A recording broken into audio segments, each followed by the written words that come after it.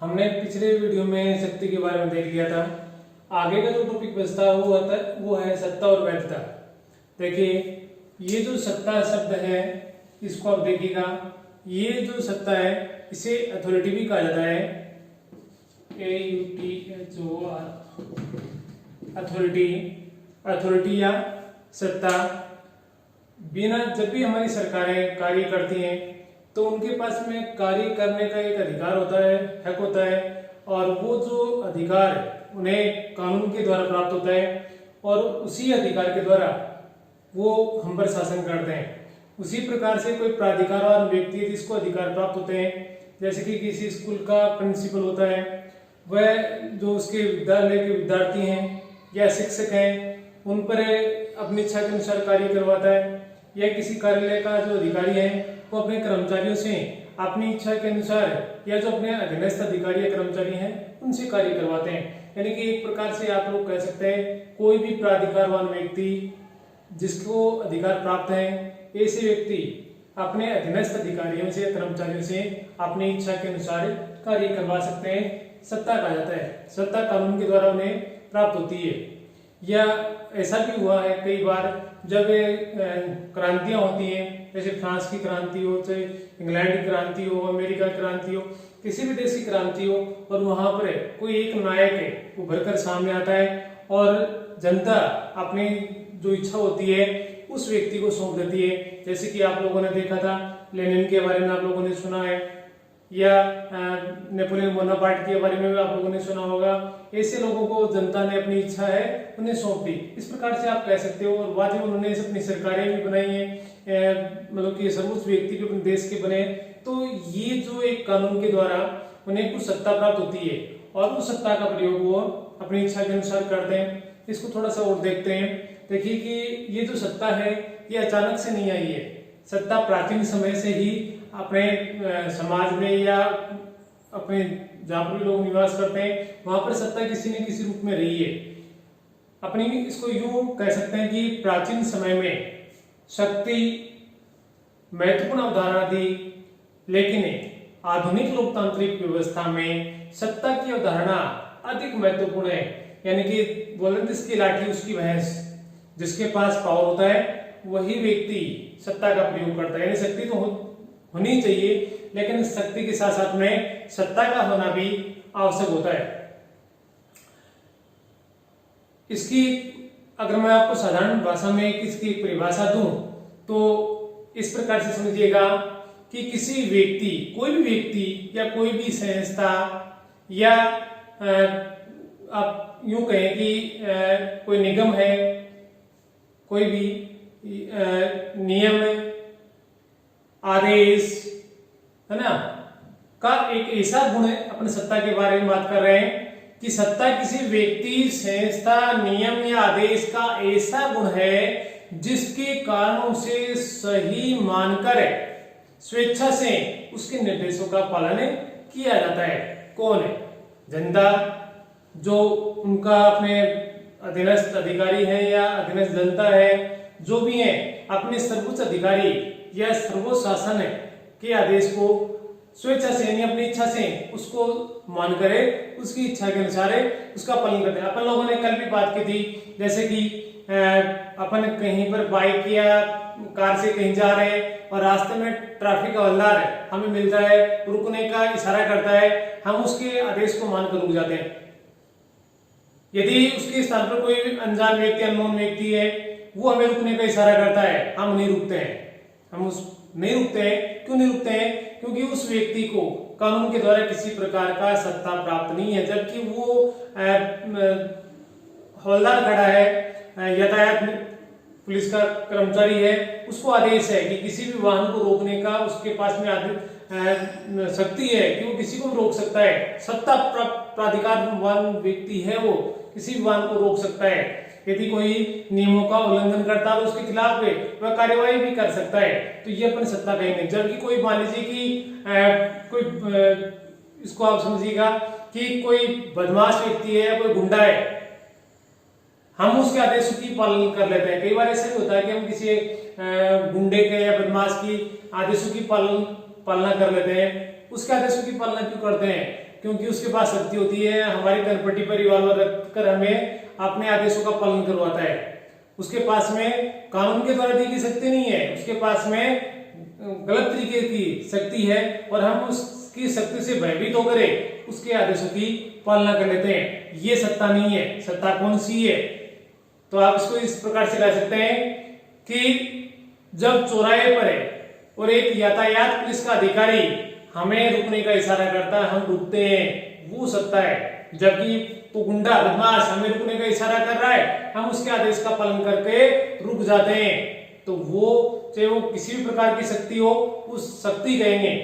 जबकि जो ट्रैफिक हवलदार है वो रुकने का इशारा कर रहा है, हम रुक जाते हैं, क्यों? उसके पास में हमें रोकने की सत्ता है। समझ में आ रहा है क्या?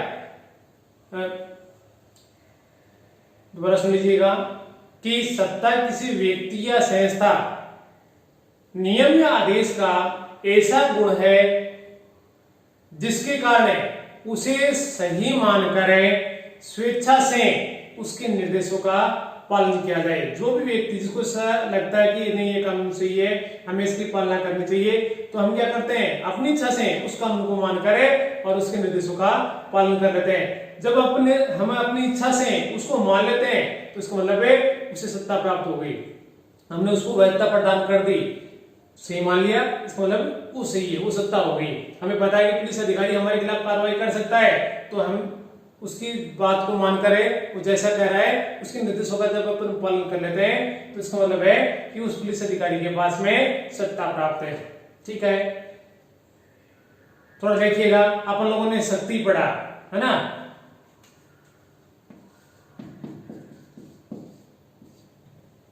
शक्ति के साथ जब वैधता जुड़ जाती है, शक्ति के साथ जब वैधता जुड़ जाती है तो वो क्या होती है? सत्ता। यानी कि शक्ति है किसी व्यक्ति के पास में और जिसके ऊपर वह शक्ति का प्रयोग करना चाहता है उसने उसकी शक्ति को स्वीकार कर लिया, तो इसका मतलब है वैधता प्राप्त हो गई उसे। कोई व्यक्ति है, कोई पुलिस अधिकारी है, उसे शक्ति प्राप्त होती है कार्रवाई करने की, और जिसके खिलाफ वह कार्रवाई कर रहा है उसने भी उसकी शक्ति को स्वीकार कर लिया, इसका मतलब है उसे वैधता प्राप्त हो गई। यानी कि जब शक्ति के साथ वैधता जुड़ जाती है तो वह क्या कहलाती है? सत्ता कहलाती है। याद रखिएगा, शक्ति और वैधता मिलकर सत्ता का रूप धारण करती हैं। ठीक है, एक बाय स्टेट जैसे कल भी नाम आया था, वो सत्ता के बारे में कुछ कहते हैं। क्या कहते हैं? कि सत्ता शक्ति के प्रयोग का संस्थात्मक अधिकार है। सत्ता शक्ति के प्रयोग का संस्थात्मक अधिकार है। और एक अच्छी सी परिभाषा लोक प्रशासन के इनका विशेष योगदान रहा है हेनरी फेयोल का, और हेनरी फेयोल वो सत्ता के लिए एक अच्छी परिभाषा देते हैं, याद रहने लायक है, समझने लायक है, अच्छी है। क्या बोलते हैं हेनरी फेयोल कि सत्ता आदेश देने का अधिकार। आदेश कौन देता है? प्राधिकारवान व्यक्ति, जिसको अधिकार प्राप्त होता है। सत्ता आदेश देने का अधिकार और अपने आदेश का पालन करवाने की शक्ति है। क्या? सत्ता जिस व्यक्ति के पास होती है वह व्यक्ति आदेश दे सकता है और अपने आदेश के अनुरूप अपने आदेश का पालन भी करवा सकता है। यानी कि जो प्राधिकारवान व्यक्ति है वो जिस प्रकार का उसका कार्य है, अपने कार्य से संबंधित अपने जो अधीनस्थ अधिकारी हैं उनको आदेश दे सकता है कार्य करने के लिए, और उनको कार्य करवाने के लिए उसके पास शक्ति है, वो किसी भी प्रकार से वो कार्य करवा सकता है। क्यों? क्योंकि उसे प्राधिकार प्राप्त है। दोबारा सुन लीजिएगा, हेनरी फेयोल की बड़ी महत्वपूर्ण परिभाषा है, लोक प्रशासन में इनका महत्वपूर्ण भूमिका रही है। सत्ता आदेश देने का अधिकार और आदेश का पालन करवाने की शक्ति है। क्या है? सत्ता है। अब एक बात निकल कर आती है कि सत्ता का पालन किस किस प्रकार से करवाया जा सकता है, या लोग सत्ता का पालन नहीं करें तो उस समय जो प्राधिकारवान व्यक्ति है वो किस प्रकार से सत्ता का पालन करवाएगा। तो इसमें निकल कर आते हैं सत्ता पालन के आधार, सत्ता पालन के आधार।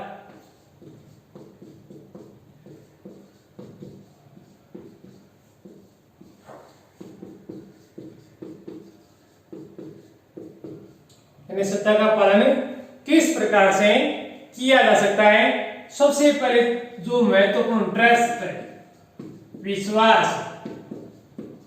हम अच्छे से जानते हैं कि यदि हमें अपने अधिकारी के ऊपर विश्वास है, यदि कोई अधिकारी है उसके ऊपर है, उसके कर्मचारियों का पूरा विश्वास है कि हमारा अधिकारी, जो हमारा अधिकारी है, हमें जो भी आदेश देगा वो सही आदेश देगा, तो उसके आदेशों का पालन आराम से सही समय पर हो जाता है। देखिएगा, अधिकारी जो सत्तावान होता है, इसके पास प्राधिकार प्राप्त होते हैं, और अधीनस्थ कौन होता है, उस अधिकारी के नीचे काम करने वाले कर्मचारी। अधीनस्थों का सत्ताधारी के प्रति विश्वास क्या कहलाता है, इसी के बारे में बात कर रहा है। जब अधीनस्थ है वो अपने अधिकारी के प्रति विश्वास रखते हैं, ये विश्वास, दोबारा सुनिएगा, अधीनस्थों का सत्ताधारी के प्रति विश्वास है, और ये विश्वास है जितना अधिक गहरा होगा सत्ताधारी के आदेशों का पालन उतनी ही सरलता से हो जाएगा, तथा इसके लिए शक्ति के प्रयोग की आवश्यकता नहीं होगी। ठीक है, विश्वास यदि अधीनस्थ कर्मचारी अधिकारी है वो अपने अधिकारी में विश्वास रखते हैं तो उसके अधिकारी के द्वारा दिए गए आदेश की पालना आसानी से हो जाएगी और उसे शक्ति के प्रयोग की आवश्यकता नहीं रहेगी।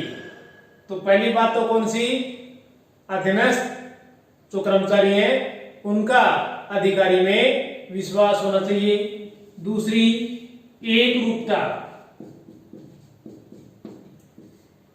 एक रूपता से क्या मतलब है, जो अधिकारी अपने अधीनस्थ अधिकारियों को जो आदेश देता है वो अलग अलग नहीं होने चाहिए, या उनमें किसी प्रकार का भेदभाव वाला नहीं होना चाहिए कि एक कर्मचारी के प्रति तो सहानुभूति दिखाता है और दूसरे का वह शोषण करता है।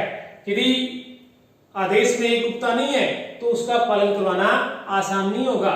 तो दूसरी बात कौन सी बता रहा है कि जब कोई अधिकारी अपने अधीनस्थ अधिकारियों को किसी भी प्रकार का निर्देश देता है या कोई विचार उनके सामने प्रकट करता है तो उसमें एक रूपता का होना आवश्यकता है, एक रूपता का होना आवश्यक है। यदि उनमें एक रूपता का अभाव होगा तो आदेशों की पालना आसानी से नहीं करवाई जा सकती और उसके बाद में जो अधिकारी है उसे शक्ति का प्रयोग करना पड़ेगा। इसको आप इस प्रकार से समझ सकते हैं कि विचारों और आदर्शों की एकरूपता भी सत्ता का महत्वपूर्ण आधार होता है। वैचारिक एकरूपता, वैचारिक यानी विचार यानी कि अधीनस्थ अधिकारी और जो उनका सर्वोच्च अधिकारी होता है उनके विचार आपस में मिलने चाहिए, है ना। वैचारिक एकरूपता स्वतः आज्ञा पालन की स्थिति को पैदा करती है, यानी कि दोनों के अगर विचार मिल रहे हैं तो अधीनस्थ कर्मचारी जो भी है अपने अधिकारों का जो आदेश है उसकी पालना स्वतः ही कर लेते हैं। उसके बाद में आता है लोकहित।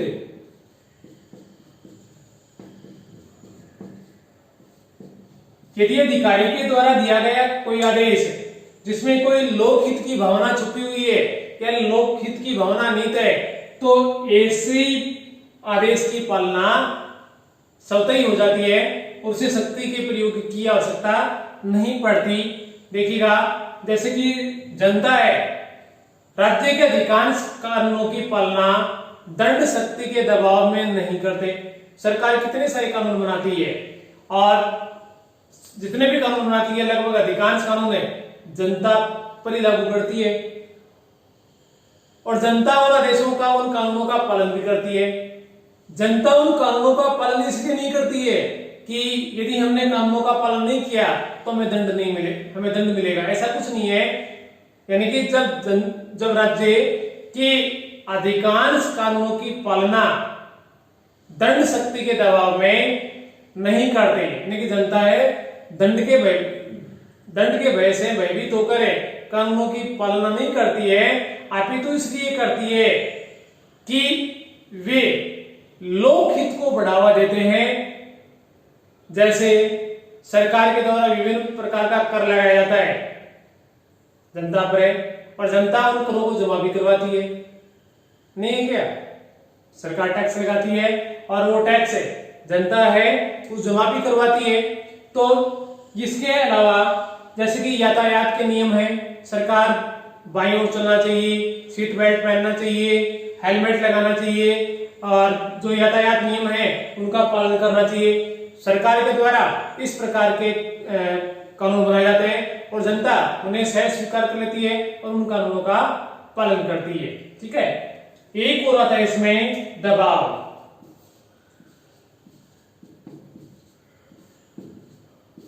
प्रेशर। देखिए, जब विश्वास, एकता, लोकहित की जो भावना है और उस भावना के अनुसार जब जनता अपने अधिकारी के आदेशों का पालन नहीं करवाती है या पालन नहीं करती है, तो अधिकारी के समक्ष केवल एक उपाय से समझ जाता है कि अपने आदेशों का पालन किस प्रकार से करवाया जाए। तो उस समय उनके ऊपर दबाव डाला जाता है, प्रेशर डाला जाता है, और दबाव डालकर उनसे आदेशों की पालना करवाई जाती है। आप इस प्रकार से समझ सकते हैं कि प्रत्येक व्यवस्था में कुछ लोग ऐसे होते हैं जिन पर सत्ता के अन्य आधारों का कम प्रभाव पड़ता है, इसलिए उन पर दबाव डालकर और कार्य करवाया जाता है। ठीक है ना। बहुत सारे लोग होते हैं, चिकने गधे की तरह होते हैं, उनको जैसा आदेश दिया जाता है उस आदेश के अनुसार कार्य नहीं करते, यानी कानून का पालन करते ही नहीं है। तो इस प्रकार के जो लोग हैं इन पर दबाव बनाकर और कानून की पालना करवाई जाती है। यानी कि सत्ता पालन के आधार इसमें बता दिया, विश्वास, एकता, लोकहित और दबाव, ये सत्ता पालन के आधार है। उसके बाद में अपन चलते हैं सत्ता के रूप।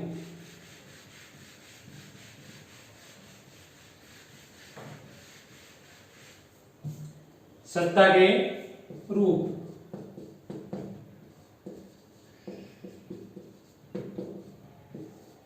यानी सत्ता किस प्रकार की होती है, कौन कौन सी होती है। देखिएगा, सबसे पहले अपन बात कर लें प्राचीन समय की परंपरागत सत्ता।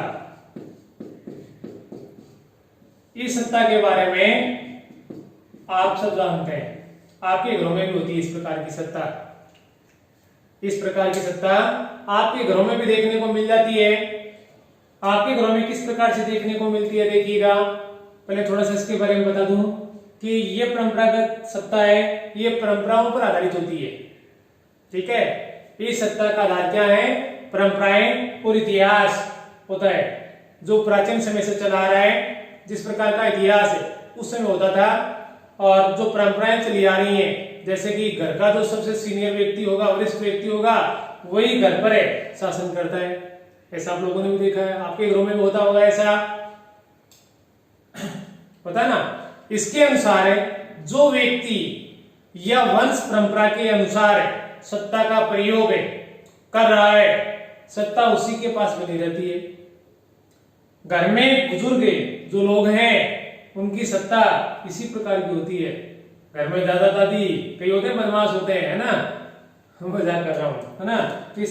तो ये क्या करते हैं, अपने जो भी बेटे बहुए हैं, पोते पोती हैं, या जो भी नाते बेटी है, सब पर क्या करती हैं, हुकूमत जमाती हैं। उनकी इच्छा के अनुसार ये सारा कार्य होता है। अगर वो सत्ता को स्वीकार नहीं करती हैं तो वो उनके खिलाफ कार्रवाई भी करती है ना।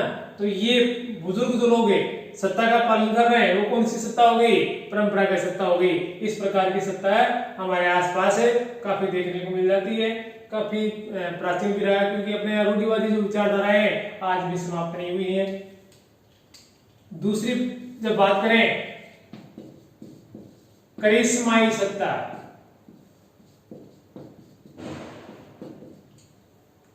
करिश्माई सत्ता, इसको आप क्या कहेंगे? देखिए कई सारे लोग ऐसे होते हैं, गुणवान होते हैं, गुणी होते हैं, चमत्कारी होते हैं, और वो जनता को जब संबोधित करते हैं तो जनता उसके विचारों से प्रभावित होकर वो जैसा आदेश कर रहे हैं उसी के आदेश के अनुसार कार्य करना प्रारंभ कर देते हैं। जैसे कि अपने बहुत सारे नेता हुए, महात्मा गांधी, जवाहरलाल नेहरू है, वर्तमान में नरेंद्र मोदी भी काफी प्रसिद्ध है, बहुत सारे लोग हैं, उनकी इच्छा के अनुसार जैसा वो चाहते हैं उनकी कार्य कर रहे हैं। आप करिश्माई सत्ता को इस प्रकार से बता सकते हैं कि यह सत्ता किसी व्यक्ति के व्यक्तिगत गुणों और चमत्कारों पर आधारित होती है। किसके बारे में बात कर रहे हैं? करिश्माई सत्ता की। इसमें जनता उस व्यक्ति के इशारों पर बड़े से बड़ा त्याग करने के लिए तैयार रहती है। इसमें सत्ता का आधार क्या होता है? भावनाएं, फीलिंग्स होती हैं, वैसे भावनाएं होती हैं। और इसमें आप उदाहरण देते ना, जैसे कि अभी बताया महात्मा गांधी का है, पंडित जवाहरलाल नेहरू है, अटल बिहारी वाजपेयी है, नरेंद्र मोदी है, इंदिरा गांधी है, जैसे कि मॉडलिटी लोग हैं जिनके विचारों से लोग प्रभावित हुए हैं, उनकी इच्छा के अनुसार कार्य किया है, उनकी भावनाओं के अनुसार कार्य किया है, तो ये क्या, इसको आप क्या बोलोगे? करिश्माई सत्ता। वैसे इसमें क्या है? किसी व्यक्ति के व्यक्तिगत गुण और चमत्कार से प्रभावित होकर और व्यक्ति हैं उनकी इच्छा के अनुसार कार्य करना शुरू कर देते हैं, तो इसको क्या आप क्या बोलोगे? करिश्माई सत्ता। और एक तीसरा और आता है कानूनी और कानूनी व तर्क संगत सत्ता। कानूनी, ये कानून है, लॉ की बात कर रहा है ना, जो वर्तमान में इस प्रकार की सत्ता देखने को मिलती है। कानूनी या तर्क संगत सत्ता, इस सत्ता का आधार क्या होता है? पद। पद है, जिस पद पर वह कार्य कर रहा है, प्रधानमंत्री है या अन्य, जैसे कि आईएएस कोई अधिकारी है, एसपी है, कलेक्टर है, विद्यालय में पढ़ाने वाला अध्यापक है, तो ये इस प्रकार की जो सत्ता है इसको अपन क्या बोलेंगे? कानूनी या तर्क संगत सत्ता। इस सत्ता का आधार क्या होता है? पद होता है, ठीक है, पोस्ट। जिस पद में कानून ने जो सत्ता निहित है उस पद को प्राप्त करने वाला व्यक्ति है वो क्या करेगा?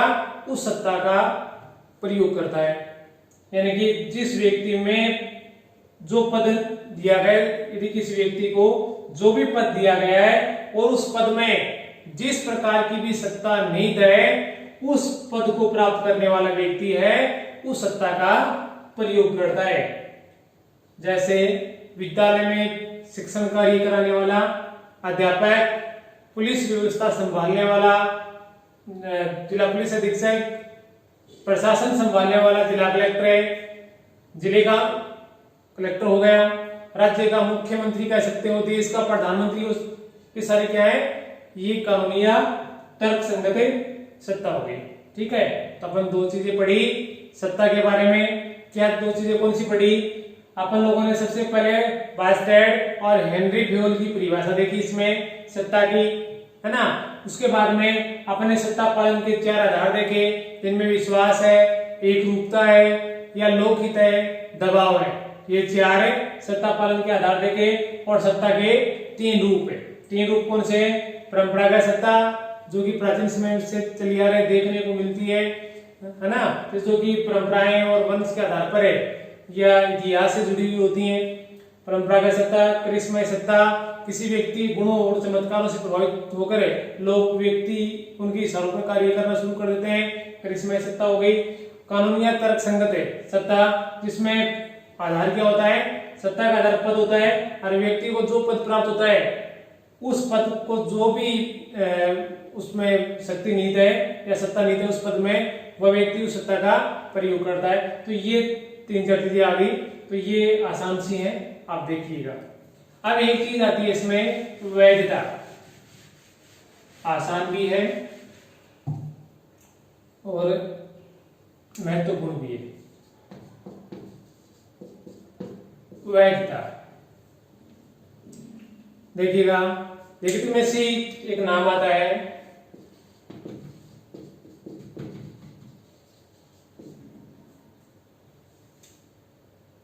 वैधता, और इस जो ये नाम आया है, ये लैटिन भाषा का एक शब्द आता है लेजिटिमस।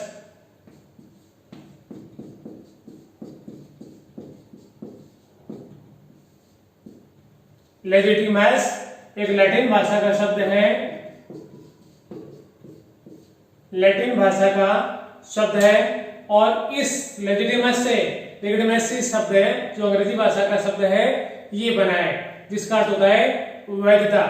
तो आप इसको जब आप इसको तैयार करें वैधता को, तो आप इस प्रकार से इसको लिखिए आप कि ये जो लेजिटिमेसी जो शब्द है, इस शब्द की उत्पत्ति लैटिन भाषा के लेजिटिमस शब्द से हुई है, और इस लेजिटिमस शब्द का अर्थ क्या होता है? लाफुल। लाफुल, लाफुल यानी कि वैधानिक, कानूनी। लाफुल वैधानिक है, लेजिटिमस में लाफुल या वैधानिक है। इस चीज को आप याद रखिएगा कि ये जो लेजिटिमस है ये लैटिन भाषा का शब्द है, जबकि लेजिटिमेसी शब्द है ये अंग्रेजी भाषा का शब्द है। प्राचीन समय में भी किसी व्यक्ति की सत्ता को किस प्रकार से वैधता प्राप्त होती थी वो देखिएगा। सबसे पहले जब यूनानी विचारकों की बात करते हैं उसमें एक प्लेटो का नाम आता है, और प्लेटो ने न्याय सिद्धांत, जैसे कि आप लोगों ने पढ़ा भी था कि उसकी पुस्तक थी रिपब्लिक, जिसमें दूसरे तीसरे चौथे अध्याय में उसने न्याय सिद्धांत के बारे में बताया था। तो प्लेटो के न्याय सिद्धांत और अरस्तु के संवैधानिक शासन द्वारा शासक की वैधता को सिद्ध करने का प्रयास किया, यानी कि दोनों ही विचारकों ने शक्ति है या कानून है उसकी वैधता किस प्रकार से होती है उसको सिद्ध करने का प्रयास अपने न्याय के सिद्धांतों में किया। मनुस्मृति, अर्थशास्त्र में राजा को सभी अधिकार अपने कर्तव्यों को पूर्ण करने के लिए दिए गए। मनुस्मृति मनु ने लिखी है, अर्थशास्त्र कौटिल्य ने लिखी है, और इसमें जैसे कि राजा के बारे में बताया गया, राजा यानी शासक जो भी है, तो उसमें राजा को बहुत सारे अधिकार दिए गए, और वो अधिकार किस लिए दिए गए? अपने कर्तव्यों का पालन करने के लिए। तो ये बता रहा है कि प्लेटो के न्याय सिद्धांत और अरस्तु के संवैधानिक शासन द्वारा शासक की वैधता को सिद्ध करने का प्रयास किया गया। मनुस्मृति और अर्थशास्त्र में भी राजा के अधिकार अपने कर्तव्यों को पालन करने के लिए दिए गए। जब बात करते हैं मध्यकाल की, तो उसमें भी राजा को दैवीय उत्पत्ति के सिद्धांत को राज्य की वैधता का आधार प्रदान किया गया। किताब में आप लोगों ने 11वीं कक्षा की किताब में बीए फर्स्ट ईयर में आप लोगों ने पढ़ा था राज्य का निर्माण किस प्रकार से हुआ। अलग अलग विचारकों ने अलग अलग प्रकार के इसमें सिद्धांत दिए। कोई कहता है कि दैवीय उत्पत्ति से हुआ है, कोई कहता है कि सामाजिक समझौते के द्वारा हुआ है ना। अलग अलग दिया, कोई पितृसत्तात्मक बताता, कोई मातृसत्तात्मक बताता, अलग अलग विचारकों ने अलग अलग सिद्धांत दिए। तो इसमें क्या बता रहा है कि मध्यकाल में राजा की दैवीय उत्पत्ति के सिद्धांत, यानी कि राज्य का निर्माण है वो ईश्वर के द्वारा हुआ है। दैवीय उत्पत्ति के सिद्धांत को राज्य की वैधता का आधार माना गया। हॉब्स, लोक, रूसो ने भी क्या किया, उन्होंने दैवीय उत्पत्ति के सिद्धांत को नहीं माना, उन्होंने किसको माना? सामाजिक समझौते के सिद्धांत को, कि जनता और राजा के मध्य एक समझौता होता है और उसके बाद में राज्य का गठन हुआ है। तो हॉब्स, लॉक और रूसो उन्होंने क्या किया? सामाजिक समझौते को राज्य की वैधता का आधार माना। वर्तमान की बात करते हैं तो आधुनिक लोकतांत्रिक शासन में जनता की सहभागिता को राज्य की वैधता का प्रमाण माना जाता है। किसको?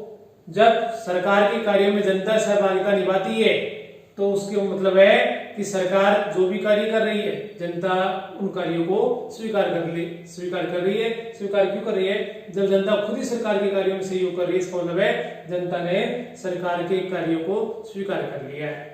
ठीक है। जिन कारणों से हम किसी भी सत्ता को स्वीकार करते हैं उसका अर्थ है उससे सहमति से है जो लोगों के द्वारा राजनीतिक व्यवस्था को दी जाती है।